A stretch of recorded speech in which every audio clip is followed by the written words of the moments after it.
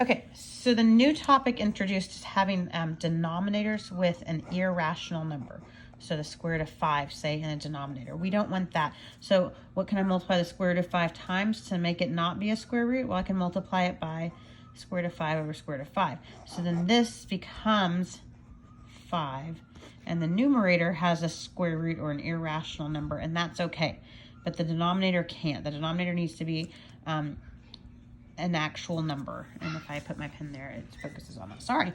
So the issue then is going to become, as we do these, just making sure that you're able to handle something thrown your way like this, the square root of 12 in the denominator. So then we had to multiply by the square root of 12 over the square root of 12, which means in the denominator now we just have 12.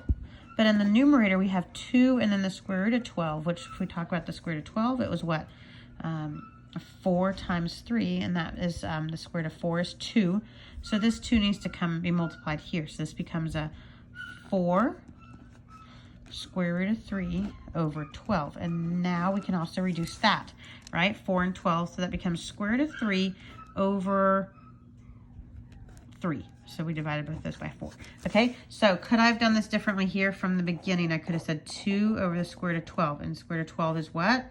It's 2 square root of 3. So I should have said 2 over 2 square root of 3. And then I could have just multiplied by the square root of 3 over square root of 3 instead of multiplying by the square root of 12 like I did there. And then these 2's would have already canceled. My numerator would be a square root of 3, and the denominator would be 3. Okay, so either way is fine.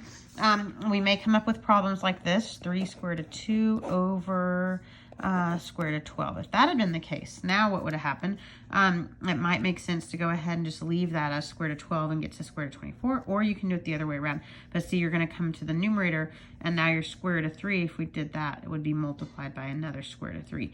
So you can do this the same way. You can choose where to either just multiply by the square root of 12 to get it out of the denominator, or you can simplify it first and then multiply just by the square root of 3. But know that that's going to happen with those as well. So that's why square roots and understanding them are so important. That's why I want you guys to know that when there's something that you're struggling with, it's okay to say, hey, I need help with this. It's not making sense.